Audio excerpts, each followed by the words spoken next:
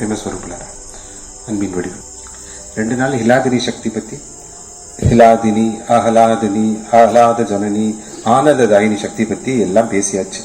வெறும் ஒரு question and answer. அது ஆரம்பிக்கிறதுக்கு முன்னாடி இது 3வது தடவை இந்த உருவம், நான் உணர்வுன்னு சொல்ல மாட்டேன், உணர்வு அது நீக்க மரம் நிறைஞ்சிருக்கு, சச்சிதானந்தா அப்படின்னு அது எல்லா இடத்துலையும் இருக்கு. இந்த உருவம் முக்தி நிலையம் வருது. 3 தடவையும் முக்தி நிலையம் வந்ததுல 3 நாள் இருந்தா கூட 1 நிமிஷம் கூட நான் தூங்கல. இந்த உருவம் தூங்கல. இப்ப கூட 11 மணி வரைக்கும், நேற்று 11:30 மணி ஆயிடுச்சு, 12 மணி ஆயிடுச்சு, முந்தா நேற்று 12, பெட்டுக்கு போனாலும் தூக்கம் வரதில்லை. கண்டினியூஸா 3வது தடவை இது நடந்துட்டு இருக்கு. ஏன்னா ஹிலாதினி சக்தியோட தியரி பார்ட்ட நீங்க நேற்று கேட்டீங்க. பிராக்டிக்கலா ஒண்ணு நடந்திருக்கணும்னு நான் சொல்லணும்ல, அதுதான் சொல்றேன். அந்த ஆனந்த நிலையில இருக்கும்போது அந்த தேகபாவமே இருக்காது. அந்த தேகபாவத்தில் இருக்கும்போது கொஞ்சம் தமோகுணம் வந்தாதான் தூக்கம் வரும், கொஞ்சம் ரஜோகுணம் இருந்தாதான் கோபம், வெறுப்பு, ஆசை, கொஞ்சம் செயல்ல இறங்குற தன்மை எல்லாம் வரும். கொஞ்சம் நல்லது பண்றதுக்கு ரஜோகுணமும் வேணும். சத்துவகுணம் இருந்தா அந்த செயல்லையும் ஒரு சாதுவும் மென்மை அதெல்லாம் இருக்கும். அந்த சுத்த சத்துவ நிலையில இருக்கும்போது அந்த நிலையெல்லாம் குணத்தை கடந்த ஒரு நிலையில குணாதீத்தரா குணாத்மகனா ஆனந்த நிலையில இருக்கும்போது எதுவுமே தெரியறதில்லை. அது கொஞ்சம் பிராக்டிக்கலா, எல்லாமே தியரியில தான் இருக்கு. அந்த தியரிய அது பிராக்டிக்கலா கொண்டு வரது தான் அவதாரத்தோட உத்தேசமே. அதே சமயத்துல ரொம்ப சந்தோஷமா இருக்கு, அம்மாவும் சந்தோஷமா இருக்காங்க. முக்கியமா இங்க நம்மளுக்கு சேவை செஞ்ச முக்தி நிலையத்தோட எல்லா உயர்ந்த முக்த ஜீவிஸ்க்கும், இப்போ எனக்கு ஆகாரமே ஆனந்தம் தான். Bliss is my foot. இப்போ உங்களுக்கு அப்படின்னு சொல்ல முடியாதுல்ல. இப்பவும் நான் சாப்பிட்டுட்டு தான் வரேன். தேகத்துக்கு, ஆத்மாக்கு உண்மையா ஆகாரம் என்ன? ஆனந்தம் தான் ஆகாரம். ஆனா இருந்தாலும் உடம்புக்கு கொஞ்சம் உணவு வேணும். அன்னம் பிரம்மான்ற மாதிரி இந்த 3 நாளும் 3 நாளும் முழுமையா அவங்கள அன்ன சேவையில ஈடுபடுத்தி ரொம்ப ருசியா, என்ன சொல்றதுன்னா, எல்லாம் பரமானந்தத்தை கேட்டீங்கன்னா கிருஷ்ணாக்கே பரமரச ஆனந்தத்தை கொடுக்கறது ஸ்ரீமதி ராதாராணி. அந்த மாதிரி நம்மளுக்கு ரசம்னு சொல்லக்கூடிய ருசியோட அன்னத்தை கொடுத்த சதீஷுக்கும் மலருக்கும் என்னோட பூர்ண ஆசீர்வாதம். யாம் வந்த காரியம் அறிந்து அருளேர் எம்பாவாய் அப்படின்னு ஆண்டாள் சொன்னாங்க. யாம் வந்த காரியம் அறிந்து அருளேர் எம்பாவாய். அதுக்கு என்ன அர்த்தம்? நம்ம பூலோகத்துக்கு எதுக்காக வந்தோம்? நம்ம வந்த ஜோலி என்ன? பண்ணிட்டு இருக்கிற ஜோலி என்ன? வந்த காரியம் என்ன? பண்ணிட்டு இருக்கிற காரியம் என்ன அப்படின்னு எம்பெருமானே எனக்கு உணர்த்துங்க அப்படின்னு கேட்டுக்கிட்டாங்க. உண்மையா முக்தி நிலையத்துக்கு எல்லாம் வந்த ஜோலி என்ன தெரியுமா? முக்தி ஸ்தூபியை சுத்த வந்திருக்கோமா? இந்த 108 கஷேத்திரத்தை பார்க்க வந்திருக்கோமா? அம்மா கிட்ட சக்தியை வாங்க வந்திருக்கோம், ஆசீர்வாதம் வாங்க வந்திருக்கோமா? ஏன்னா இந்த 3க்கும் ஒரே காரணம் தான். எல்லாம் முக்திக்கு, எல்லாம் நித்திய முக்தன்னு உணர வந்திருக்கோம். இன்னொன்று, அந்த நித்திய முக்தன்னு எல்லாமே நித்திய முக்தங்கள் தான், நித்திய முக்தாஸ் தான். அது உணர்ந்தா, நித்தியத்தை உணர்ந்தா எல்லாமே முக்த ஜீவிகள் தான். அதை உணரணும். ஆனா அதுக்குண்டான யுக்தியில இதுக்கு மேல ஈடுபடணும். இதுக்காக தான் இப்ப வந்திருக்கோம். நித்தியத்தை உணர்ந்தா நித்திய முக்தாஸ்தான். அந்த நித்திய முக்தங்களை உணர முடியல. 3 குணங்களாலையும் அகங்கார மமக்காரத்தினாலையும் எல்லாம் சூழ்ந்திருக்கும். அந்த உணர்வால தான் நித்திய முக்தன்றது நிலைய. நித்தியத்தை உணர முடியாம இருக்கு, அந்த சத்தியத்தை உணர முடியாம இருக்கு. அதனாலதான் ஒரு ஒரு ஒரு ஒரு பத்தாத்மாவா, பத்தாத்மானா ஒரு பற்றுதல் உள்ள ஒரு கண்டிஷன்டு சோலா இருக்கும். அதை உணர்ந்துட்டோம்னா அந்த பெரிய நிலை, அகம் பிரம்மா சர்வம் பிரம்மா சர்வம் கல்விதம் பிரம்மா, நானும் கடவுள், எல்லாமே கடவுள், அனைத்தும் கடவுள் என்ற அந்த நிலை வரும்போது அந்த சுய பிரதிபலிப்பால உங்களையே எல்லா இடத்திலும் நீங்க பார்க்கும்போது நீங்க முக்த ஜீவி மட்டும் இல்லை, நீங்க அந்த அந்த பிரம்மவித் பிரம்மைவ பவத்தேன பிரம்மனோடைய ஒன்னாயிரலாம். அதுதான் பிரம்மஞானம். அப்போ முக்திக்காக பிரம்மஞானம்ங்கிறது என்ன? முக்தி பிரம்மஞானம்ங்கிறது என்ன? முழுமையா பிரம்மன் தான் எல்லா இடத்துலயும் இருக்காருன்னு அதை உணர்றதா பிரம்மஞானம். எல்லா இடத்துலயும் இந்த பிரம்மனை பார்த்து உணர்றது தான் அந்த பிரம்மஞானம். அதுதான் உங்களுக்கு இன்னிலேருந்து அந்த ஏக்கம் வரணும். இது ஒரு விதத்துல ஒவ்வொருத்தருக்கும் ஒரு சோதனை தான். முக்தி நிலையம் வந்துட்டு போனதுக்கு அப்புறம் எப்படி சோதனைன்னு நான் சொல்லுவேன். முக்திக்காக மனசு இங்க தயாரா இருக்கும். மறுபடியும் அவங்கவுங்க வீட்டுக்கு போனவனையும் புக்தி வந்துடும். சிற்றிலோடு எங்கள் சிந்தையும் சிதைக்க கிடவாயோ கோவிந்தா அப்படின்னு ஆண்டாள் பாடுறாங்க. எல்லாம் ஸ்ரீவில்லிபுத்தூர் போயிட்டு வந்தீங்க இன்னைக்கு. இதுக்கு அர்த்தம் என்ன தெரியுமா? அது எந்த அர்த்தத்துல அவங்க பாடுறாங்கன்னா, ஆண்டாள் சிற்றிலோடு எங்கள் சிந்தையும் சிதைக்க கிடவாயோ கோவிந்தா. கோபியர்கள் அப்படிதான் இருந்தாங்களாம், விளையாண்டு இருப்பாங்க கோபியர்கள். அப்போ இந்த பாலகிருஷ்ணர் போய் சின்ன மணல்ல களிமண்ணில் வீடு கட்டி அங்கே பூ போட்டு எல்லாம் விளையாண்டு இருப்பாங்க. அதே சமயத்தில் அந்த பானை தண்ணீர் எடுத்துகிட்டு போவாங்க, அந்த வெண்ணெய் பானையை எடுத்துகிட்டு போயிட்டு இருப்பாங்க. அங்கே போய் கிருஷ்ணர் அந்த பானையை உடைச்சி அந்த வீடெல்லாம் கலைச்சிட்டு ஓடிடுவார். இவங்க கோவத்தில் துரத்தும் போது திரும்பி ஒரு பொண்ணு சிரிப்பை கிருஷ்ணர் சிரிப்பாராம். இவங்களால அந்த கோவத்துல என்ன பண்ணுன்னே தெரியாது. இவர் மேல கோவப்படுறதா இல்ல இந்த சிரிப்பை பார்த்து மயங்கி இங்கேயே விழுகிறதா அப்படின்ற அந்த குழப்பத்துல இருப்பாங்களாமா. அந்த குழப்பம் தான் முக்தி நிலையை விட்டு போனதுக்கு அப்புறம் எல்லாத்துக்கும் வரப்போகுது. இதுதான் நடக்க போகுது. ஏன்னா இங்க வந்து முக்தி முக்தி முக்தி, ஆனந்தம் ஆனந்தம் ஆனந்தம், அம்மாவோட மகிமை மகிமை, ஸ்ரீமதி ராதாராணியோட அன்பு அன்பு, இதெல்லாம் பேசியாச்சு. ஆனா இருந்தாலும் மறுபடியும் போனவனையும் மாயை இப்பவே சூழ்ந்திருக்கு. இங்க அதோட தாக்கம் கொஞ்சம் கம்மியா இருக்கு, வேற ஒண்ணு இல்லை. இங்க we are insulated வாங்க, கொஞ்சம் அந்த இன்சுலேஷன் டேப் ஓட்டின மாதிரி மாயையோட கரண்ட் இங்க இன்சுலேஷன் டேப் ஓட்டின மாதிரி இருக்கு. கொஞ்சம் வெளியே போனோடனையும் மறுபடியும் அந்த கரண்ட் ஒவ்வொருத்தருக்கிட்டையும் உள்ள இருந்தே பாயும். மறுபடியும் புக்தியிலேயே எல்லாம் உழுதுருவாங்க. அதுக்கப்புறம் வீடு பிரச்சனை, துக்கம், ஆசை, பேராசை, கோபம் இதெல்லாம் வந்துட்டே இருக்கும். அந்த குழப்ப நிலையும் வரும். அதனாலதான் இன்னைக்கு அங்கிருந்து நீங்க போகும்போது முக்தி மட்டும்தான் உங்களோட ஒரே உத்தேசம். முக்திக்கு முன்னாடி மோட்சம், மோகக்ஷயா மோட்சம். அந்த மோகத்தை நான் விடணும். மோகங்கிறது என்ன? நான்ற அகங்காரமும் என்னோடதுங்கிற மமக்காரமும் இன்றோட போகணும். அது ஒருவேளை பெருசானாலும் நல்லதுதான். பெருசுன்னா ரொம்ப பெருசாகணும். நான்ற அகங்காரம் பெரிய நாவாகணும். என்னோடதுங்கிற பற்றுதல் சின்ன, என்னோட வீடு மனைவி எல்லாமே என்னோடது தான், அண்ட பிரம்மாண்டமே. இதுதான் ஒரு விதத்துல அந்த சின்ன அகங்காரத்தை பெரிய அகங்காரத்தை வச்சு அதை தோற்கடிக்கிறது. அதே சமயத்துல அந்த சின்ன மமக்காரத்தை பெரிய மமக்காரத்தை வச்சு அந்த பெரிய அகங்காரமும் பெரிய மமக்காரமும் வந்துடுச்சுன்னா அது உடனே வராது.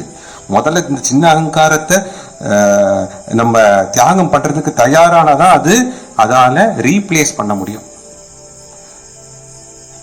அந்த மாற்றத்துக்கு அது அந்த நிலை வரும்போது கண்டிப்பா ஆனந்தத்தில் இருக்கலாம். எல்லாமே நான் தான், எல்லாமே என்னோட தான். உருவமும் உருவம் இல்லாததும் அருவமும் எல்லாமே நான் தாங்கிற அந்த உணர்வு வரும். அது வரைக்கும் முதல்ல நான் சொன்ன மாதிரி டிட்டாச்மெண்ட், வைராக்கியத்துல என்ன, முதல்ல அந்த வைராக்கியம் இருக்கணும். ஞானத்தோட வைராக்கியம் என்ன, எது எது நிரந்தரமோ எது எது நிரந்தரம் இல்லாததோ, நிரந்தரம் இல்லாதத மனசு அங்க கவனம் இல்லாம இருக்கணும்ன்ற அந்த நிலை மனசுல இருந்து அந்த நிரந்தரமான தன்மை மேலேயே மனசு நிலையா இருக்கணும். அது கொஞ்சம் மனசு பயிற்சியில் ஈடுபடணும். அதுக்கு டிட்டாச்மெண்ட் வேணும். அதுக்கப்புறம் என்ன ஆகும்? டி அட்டாச்மெண்ட் ஆகும். அது டிவைன்ல அட்டாச்மெண்ட். எல்லாமே டிவைன், எல்லாமே டிட்டாச். உண்மையா டிட்டாச்மெண்ட்ங்கிறது இந்த உலக ரீதியான பற்றுதல்ல இருந்து விலகி அதுக்கப்புறம் அந்த நிலை அனுகிரகத்தால அந்த நிலை வழங்கப்பட்டு சுயமுயற்சியால அந்த தெய்வ அனுகிரகம் கிடைக்கப்பெற்று முழுமையா எல்லா இடத்துலயும் அந்த கடவுளை பார்க்கறது, உணர்றது, இந்த நிலை. இது டிவைன் அட்டாச்மெண்ட். எல்லாமே கடவுள் தாங்க. எல்லாம் இந்த பொருளற்ற, அது மறைமுக உணர்வா இருந்தாலும் சரி, நேர்முக உணர்வா இருந்தாலும் சரி, அந்த உணர்வை உணர்ந்து அந்த நிலையில இருக்கிறது. அதுக்கு முக்கியமா உண்மையா பக்தி ஜாஸ்தி ஆக, ஞானம் ஜாஸ்தி ஆக, பரம வைராக்கியம் ஜாஸ்தி ஆக, இது எல்லாத்துக்கும் ஒரே அளவுகோல் என்னன்னா அன்பு ஜாஸ்தி ஆகிட்டே இருக்கணும். அதனாலதான் அளப்பரியா அன்பு, அளப்பரியா அன்பு, அளப்பரியா அன்பு தான் ஞானம், அளப்பரியா அன்பு தான் சத்தியம், அளப்பரியா அன்பு தான் அனந்தம். அளப்பரியா அன்புலயே இருந்தா நீங்க தான் பிரம்மன், நீங்க தான் கடவுள். அது குறையும் போது மனுஷ நிலை, ரொம்ப குறையும் போது அசுர நிலை. அவ்வளவுதான். இதுதான் ரொம்ப எளிமையானது. இப்போ முக்திக்கு தயாராகணும்னா ஒரே ஒரு விஷயம் தான், அன்பை அதிகரிச்சுட்டே இருக்கணும். அன்பு இப்போ அதிகரிக்கிறதுன்னு எப்படி அப்படின்னா, அன்பு இப்படி இருக்கணும். எப்படி இருக்கணும்? குணரகிதம் காமரகிதம் பிரத்யேக்ஷ வர்தனம் சூக்ஷ்மாதாரம் அவிச்சனம் அனுபவ ரூபம் அனந்த பிரேமம். இதுதான் அன்புக்கு விளக்கம். குணரகிதம், ஒருத்தர் குணத்தை பார்த்து அன்பு வரவே கூடாது. அவங்க இப்படி இருக்காங்க அப்படி இருக்காங்க. அன்பு கொடுக்கறதுல என்ன குறை இருக்கு? ஒருவேளை கிடைக்காம இருந்தா நிறைய பேர் குறைன்னு நினைக்கிறாங்க. கொடுத்துட்டே இருக்கும். கொடுக்கும் அந்த குணத்தை பார்த்து, அவங்க சுபாவத்தை பார்த்து அன்பு வரவே கூடாது. அந்த சுபாவத்தை பார்த்து அன்பு வந்ததுன்னா, அந்த குணங்களை பார்த்து அன்பு வந்ததுன்னா அது எதிர்பார்ப்புள்ள அன்பு. அது அந்த அவங்களுக்கு அந்த விருப்பு வெறுப்புக்குண்டான அன்புன்னு வச்சுக்கலாம். அப்பவே அன்பு குறைஞ்சிடுச்சுன்னு அர்த்தம். ரெண்டாவது நிலை காமரகிதம். இவங்களுக்கு அன்பு செலுத்தினா இவங்க நாளைக்கு ஏதாவது நம்மளுக்கு உதவி பண்ணுவாங்க, இவங்களோடு இருந்தால் தான் நம்மளை நல்லா பார்த்துப்பாங்க, இது என்னோட குழந்தை, அன்பு கொடுத்து தான் ஆகணும், என் குழந்தையாச்சே, ஏன் குடும்பமாச்சு அப்படின்னு அந்த அப்போதானே நாளைக்கு என்ன வயசான போது பார்த்துப்பாங்க. இதுவே ஒரு எதிர்பார்ப்பு. ஒரு அம்மா பையனுக்கும் ஒரு அந்த குடும்பத்துக்கு காட்டுற அன்பு, அங்கேயும் எதிர்பார்ப்பு இருக்கு. இது காமரகிதம். உண்மையா love with expectation is always a problem. அந்த அன்பு எதிர்பார்ப்பு இல்லாத அன்பா, தூய அன்பா இருக்கணும். காமரகிதம், ஆசைக்காக அந்த அன்பு இருக்கக்கூடாது. அவிச்சனம், அவிச்சனம் பிரிச்சு கொடுக்க கூடாது. பொருள் ரீதியான சொத்தை பிரிச்சு பிரிச்சு கொடுக்கலாம். உங்களுக்கு இது, உங்களுக்கு இது, உங்களுக்கு இதுன்னு அன்பை பிரிச்சு கொடுக்க கூடாது. அது முழுமையா கொடுக்கணும். நான் உங்களுக்கு இவ்வளவுதான் அன்பு கொடுப்பேன், இவ்வளவுதான் அன்பு கொடுப்பேன் அப்படின்னு பொருள் மாதிரி கொடுக்க கூடாது. அது அருள் நிறைந்த அன்பா இருக்கணும். பேரருள் நிறைந்த அன்பா அது வாரி வாரி வழங்கணும். பிரத்யேக்ஷ வர்தனம், அது ஒவ்வொரு நாளும் அதிகரிச்சுட்டே இருக்கணும். இதுதான் இப்ப முக்கியம். முக்தி நிலையம் போனதுக்கு அப்புறம், முக்தி நிலையம் வந்துட்டு போனதுக்கு அப்புறம் என்ன நடக்கணும்? ஒவ்வொரு நாளும் உங்களோட ஆன்மீக எழுச்சி எப்படி இருக்கணும்னா, உங்களோட ஸ்பிரிச்சுவல் இவால்வ்மெண்ட் ஒவ்வொரு நாளும் நேற்றுக்கு இன்னைக்கும் எனக்கு அன்பு தாசியா இருக்கா? அன்பு தான், வேற ஒன்றும் இல்லை. அன்பும் கருணை. அன்பு இருந்தாலே கருணையும் வந்துடும். அன்பு இருந்தாலே அகிம்சா மூர்த்தியாகவும் நீங்க மாறிடுவீங்க. அன்பு இருந்தாலே சாந்தமா இருப்பீங்க. அன்போடு இருந்தாலே நீங்க தான் சத்திய புருஷன். அன்பு ஒன்னே ஒண்ணுதான் காரணம். அதனால நேற்றுக்கும் இன்னைக்கும் எனக்கு அன்பு அதிகரிச்சிருக்கா, எல்லாத்துக்குமே அதிகரிச்சிருக்கா அப்படின்ற அந்த அளவுகோல் இருந்துகிட்டே இருக்கணும். பிரத்யேக்ஷ வர்தனம், அது அதிகரிச்சுட்டே இருக்கணும். குறைஞ்சிடுச்சுன்னா அன்பு நீங்க மாயையில விழுந்துட்டீங்க. அது அகங்காரம் மமக்காரம் எங்கேயோ ஒரு ஓரத்துல இருக்கு. இல்லேன்னு வாயில சொன்னா கூட இருக்குன்னு அர்த்தம். சூக்ஷ்மாதாரம், அன்புங்கிறது சூக்ஷ்மமானது, அதுக்கு உருவம் இல்லை. அதை ஆத்மார்த்தமா அது உணரணும். அனுபவ ரூபம், அனுபவிச்சு அந்த அன்பை வாரி வாரி வழங்கணும். அது உண்மையா ஞானத்தினாலதான் அந்த அன்பு அதிகரிக்கும். எல்லா இடத்துலையும் கடவுள் இருக்கார் அப்படின்றது மனசுல முழுமையா அது பதியும் போது, அதுக்காக இயங்கும் போது, அந்த அனுகிரகம் கிடைக்க பெறும் போது, அதுக்காக ஒவ்வொரு ஜீவாத்மாவும் அந்த சுய முயற்சியில ஈடுபடும் போது, அந்த சுய முயற்சியை கண்டு உள்ள இருக்கிற பரமாத்மா ததாமி புத்தி யோகம் என்ற மாதிரி அந்த அடையிற அந்த புத்திய, அந்த ஞானத்தை கொடுக்கும் போது அன்பு அதிகரிச்சுட்டே இருக்கும். அனந்த பிரேமம், அந்த அன்பு அளப்பரியா நிலைய. உண்மையான அன்புங்கிறது என்ன தெரியுமா? சர்வதா துவம்சரகிதம் சத்யபி துவம்ச காரணே. கோபத்துக்கும் வெறுப்பதுக்கும் எல்லா காரணமும் இருக்கு. ஒருத்தர் உபத்திரம் பண்றாங்க, கோவப்படுத்துறாங்க, என்னதான் அன்பு கொடுத்தாலும் நம்மளை மதிக்க மாட்டேங்கிறாங்க.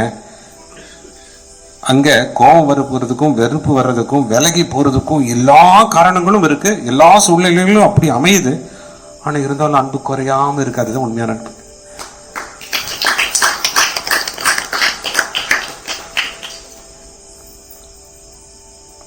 அப்ப தெரிஞ்சுக்கலாம், உங்களையே நீங்க ஜட்ஜ் பண்ணிக்கலாம்.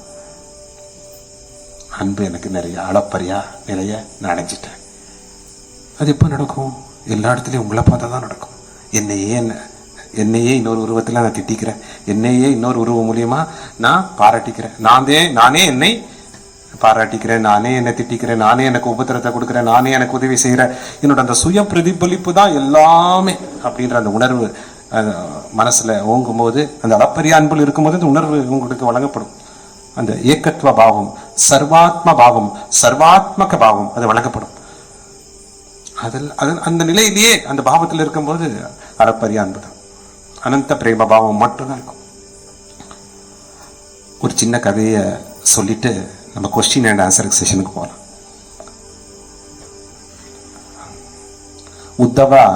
உத்தவ கீதா தனி ஒரு கிரந்தமே இருக்கு. மகா ஞானி, பிரம்ம ஞானி, கடவுளுக்கு உருவமே இல்லைன்ற அந்த விஷயம் மனசுல அவருக்கு பதிவா இருக்கு. உருவமே இல்லை கடவுள், உருவமே இல்லாம கடவுள்னா அந்த உருவம் இல்லாத அந்த சக்தி தானே எல்லாம் உருவத்திலே வந்திருக்கு. உருவம் இல்லாத கடவுள் உருவமும் எடுக்கக்கூடிய சக்தி, அதுதானே சர்வ சக்தி, அதுதானே அவரோட சர்வ வல்லமையை போற்றுது. கடவுள் இப்படியும் வரலாம்ல.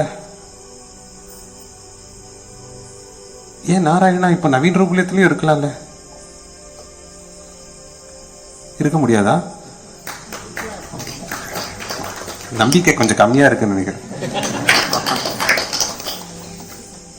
இல்ல அப்படியெல்லாம் பெருமாள் வரமாட்டாரு. அவரு அந்த சாஸ்திரத்திலாம் சொல்லல, அவர் கிரந்தத்துல எல்லாம் கூறப்படல. எந்த அவதாரமும் சொல்லிட்டு வந்திருக்கா உலகத்துக்கு நான் வர்றேன்னு சொல்லிட்டு வந்திருக்க? என்ன சொல்லிட்டு வர்றதுக்கு அவருக்கு என்ன கெஸ்டா? அவரு காடு. ஆனால் இருந்தாலும் ஒரு விதத்துல அந்த கிரந்தம் கூட அகங்காரத்தை கொடுத்துரும். இதெல்லாம் இல்லை, இப்படியெல்லாம் இல்லை. அதையும் காட்டிலும் பெருசனத்தை நீங்க நவீன் சாயை நாராயணன் நம்ப வேண்டாம். எல்லாமே நாராயணன் நம்ப, நவீன் சாயும் அதுக்குள்ள அடக்கும். எல்லாமே பெருமாள், எல்லாமே நாராயணன், அது நவீன் சாயும் அடக்கும். உண்மை நவீன் சாய் எல்லா இடத்துலயும் நவீன் சாயை பார்க்கிறேன், நாராயணனை பார்க்கிறேன், நாராயணியை பார்க்கிறேன். அதனாலதான் நவீன் சாய் நாராயணனா இருக்கேன். இல்லைன்னா அந்த தைரியம் கூட வராது சொல்றதுக்கு நான் நாராயணன். இந்த நிலையில தான் நிறைய அந்த வாக்குவாதம் சொல்ல முடியாது, அது உயர்வான ஞானத்தை கொடுக்கக்கூடிய சம்வாதம் சொல்லுவாங்க. ரெண்டு மகான்களுக்குள்ள, மகா புருஷர்களுக்குள்ள நடக்கக்கூடிய அந்த விவாதம், அது சம்வாதம். அது மூலியமா நிறைய ஞானங்கள் மக்களுக்கு பிற்காலத்துல கிரந்த வடிவா, எழுத்து வடிவா, அந்த உரையாடல் மூலியமா பெரிய ஞான மொழியா, அருளுரையா அது மாறும். அதுக்காக உத்தவரும் கிருஷ்ணரும், உத்தவர் நிறைய கேள்வி கேட்டுட்டே இருப்பாரு கிருஷ்ணர்கிட்ட. அது எப்படி கடவுளுக்கு உருவமே இல்லை, அதுதான் உயர்வான நிலை, ஜோதி ரூபத்துலதான் அவர் இருக்காரு அப்படின்னு கிருஷ்ணரும் எல்லாத்துக்கும் தலையாட்டிட்டு அதுக்கேற்ற மாதிரி அவர் விளக்கத்தை கொடுப்பாரு. ஆனா மனசு பிரம்ம ஞானத்திலேயே இருக்கிறதுனால, கடவுளுக்கு உருவம் இல்லைன்ற விஷயம் மனசுல அவருக்கு பதிவாயிருந்ததுனால, என்னமோ அவர் எல்லா வடிவமும் கடவுளோட வடிவம் தான் ஒத்துக்க அந்த நிலை இல்லை. அந்த வெறும் இந்த உருவ வழிபாடுலாம் உத்தவருக்கு அந்த நம்பிக்கை இல்லை, அது திருப்தியும் இல்லை.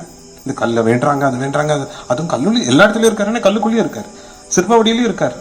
அது என்னமோ அந்த சம்வாதத்துல அவருக்கு ஒரு திருப்தி இல்லை. கிருஷ்ணர் அவரை திருப்தி படுத்த முடியலன்னு இல்லை.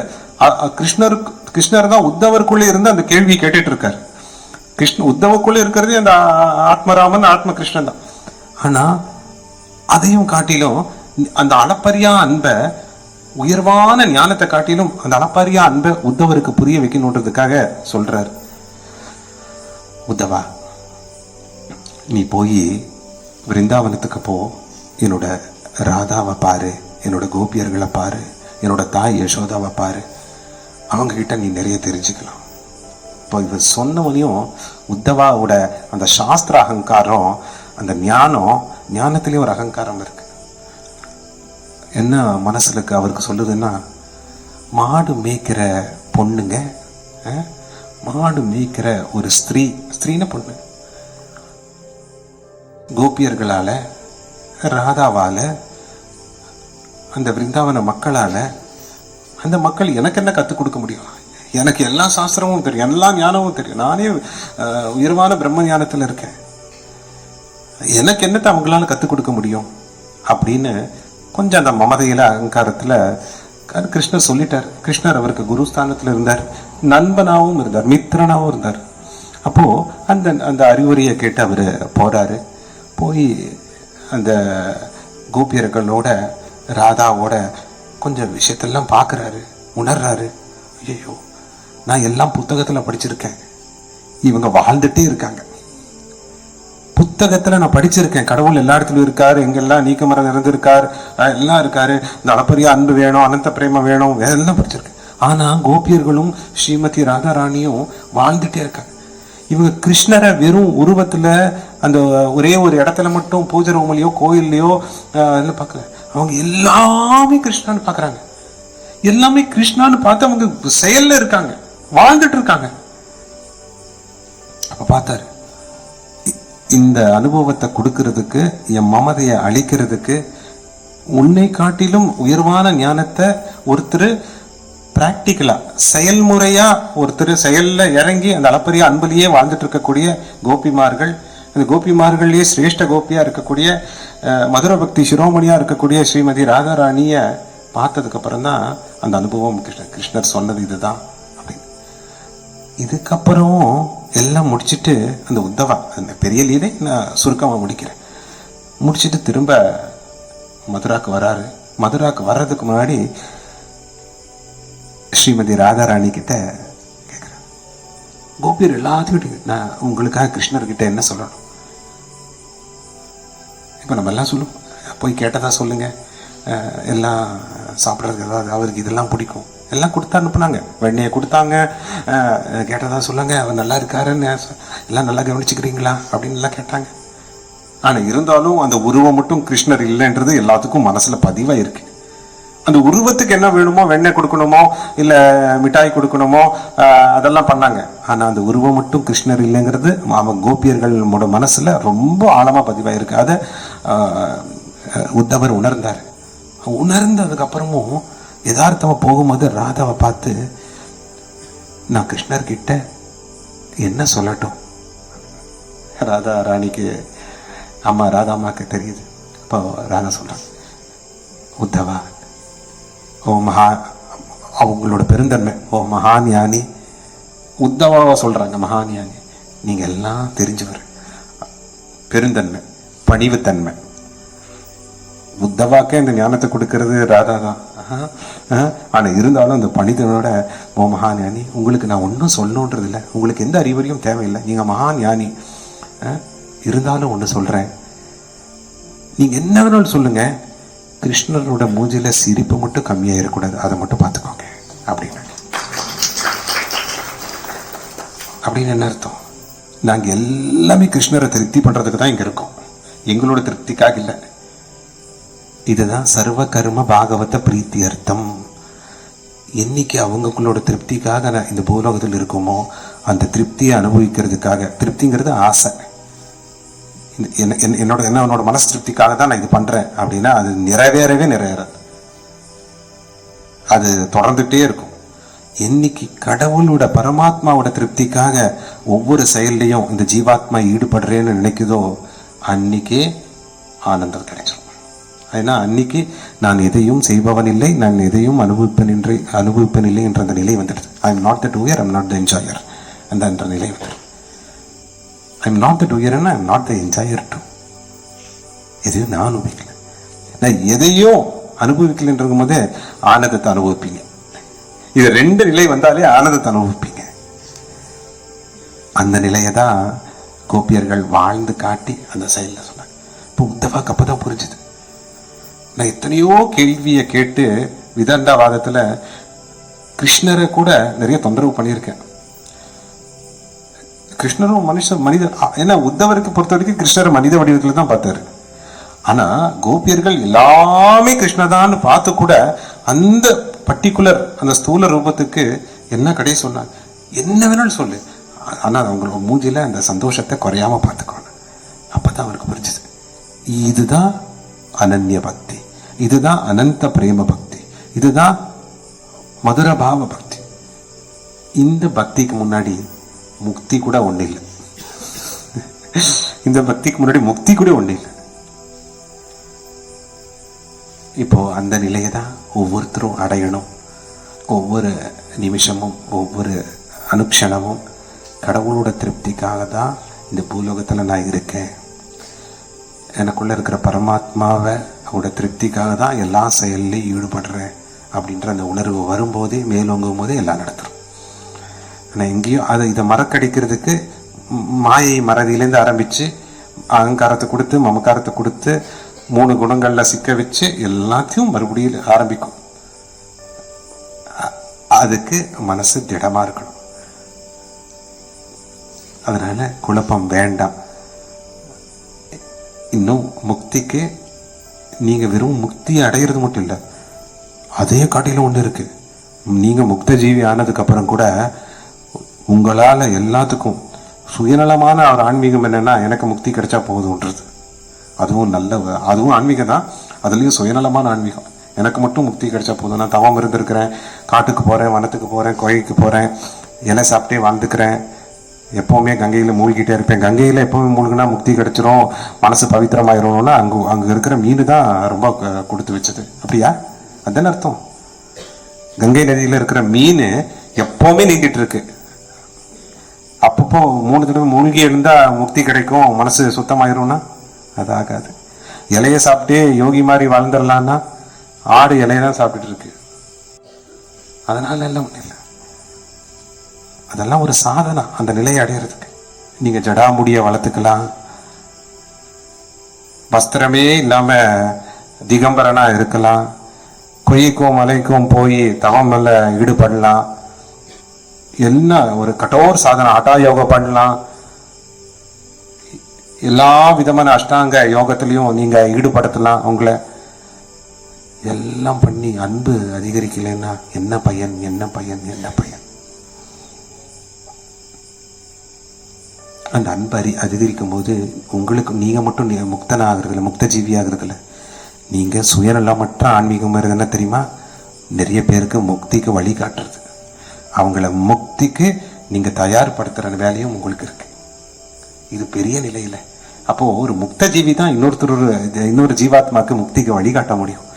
அவங்கள இந்த சம்சார சாகரத்திலேருந்து இது ஓடையிலையோ படகுலையோ இல்லை, பெரிய பெரிய கப்பல்ல கூட்டிட்டு போக முடியும். ஒவ்வொருத்தரும் அந்த நிலைய இந்த காலகட்டத்தில், இந்த சத்யசாய் யுகத்தோட காலகட்டத்தில் உங்களுக்கு அந்த சக்தி உங்களுக்கே வழங்கப்பட்டிருக்கு. உங்ககிட்ட அந்த சக்தி இருக்குன்னு சொல்றது தான் என்னோட கடமை. அது உணர்த்துறதுக்கு எல்லா யுக்தியிலையும் உங்களை ஈடுபடுத்த வைக்கிறது தான் என்னோட இது. ஆனா அந்த உணர்வை உங்ககிட்ட இருந்து மேலோங்கணும். அந்த உணர்வை மேலோங்க வைக்கிறதுக்கு என்னென்ன பயிற்சி, முயற்சி, உணர்ச்சி தூண்டணுமோ அதை தான் நான் பண்ணிட்டு இருக்கேன். நீங்களும் நான் ஒண்ணு, நீங்களும் கடவுள் தான், நீங்களும் கடவுள் தான், உங்க சக்தியை நீங்க மறந்துட்டீங்க, உங்க மூலத்தை மறந்துட்டீங்கன்னு சொல்லிட்டு இருக்கேன். வேற ஒண்ணு இல்லை, உங்களாலேயே முடியும். ஒரு பெரிய சிவபக்தர் தவம் இருந்தாரு, ரொம்ப கட்டோர் தபஸ் இருந்தாரு. ஒரு நாள் அந்த தவ வலிமைக்கு எல்லாம் பார்த்துட்டு சிவபெருமான் கனவுல காட்சி கொடுத்தாரு. கனவுல காட்சி கொடுத்து, நாளைக்கு உனக்கு நேர்லயே காட்சி கொடுக்குறேன், தலையில்லாத முண்டமா இருக்கக்கூடிய ஒரு உடம்ப பார்த்தானா அதுதான் நானு அப்படின்னாரு. ஆஹா, கனவுலையே சிவனோட காட்சி இவ்வளோ அற்புதமா ஆனந்தமா இருந்தது, நேர்ல நான் பார்க்க போறேன் அப்படின்ற காலையில எந்திரிச்சு அவர் எல்லாத்தையும் தேடினார், எல்லாத்தையும் பார்த்துட்டே இருந்தார். எல்லாத்துக்கும் தலை இருக்கு. உங்க எல்லாத்துக்கும் இப்ப தலை இருக்குதானே? தலை இருந்தா தப்பு இல்லை, தலை கணம் இருந்தா தப்பு தான். அது அது அது அது எல்லாத்தையும் பார்த்துருந்தாரு. எல்லாத்துக்கும் தலை இருக்கு. என்னடா இது? அப்ப நேத்து அவருக்கு எனக்கு கொடுத்த பிராமிஸ், சத்திய வாக்கு என்னாச்சு? கனவுல அப்புறம் எல்லாத்தையும் பார்த்துட்டு எங்க பார்த்தாரு? ஆமா, தலை இல்லாத முண்டை இது மட்டும்தான். உங்க தலையை நீங்க உங்களால பார்க்க முடியுமா? அதுக்கு அர்த்தம் என்ன? அயம் சிவா, நான் தான் சிவா, அகம் சிவா. இதுதான் தத்துவம். சிவன் உள்ளே இருக்காரு. அதுதான் கனவுல வந்து அந்த வடிவம் உணர்த்திச்சு. உங்களுக்குள்ளே இருக்க, நீ எல்லாத்தையும் பார்த்துட்டு இருக்க. உங்களுக்குள்ள முதல்ல பார்த்து நீ உணர்ந்ததுக்கு அப்புறம் உன்னையே நீ எல்லா இடத்துலயும் பார்ப்ப. அதுவும் நடக்கும். இந்த நிலையை தான் ஒவ்வொருத்தரும் அடையணும். அந்த நம்பிக்கை உங்கள்கிட்ட இருக்கணும். இப்ப முக்தி நிலையத்துக்கு வந்த தாற்பயம் புரிஞ்சுதா?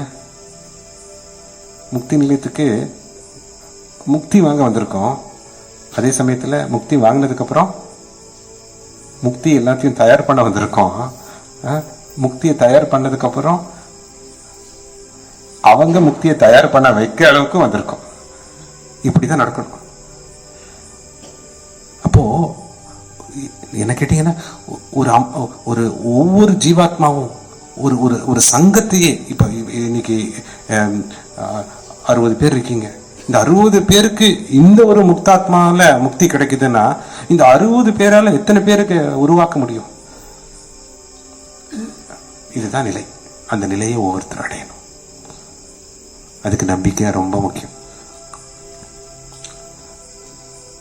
அந்த நம்பிக்கையை விதைச்சாச்சு, அது போக போக அதிகரிச்சுட்டே இருக்கும். வெரி ஹாப்பி, ரொம்ப சந்தோஷம்.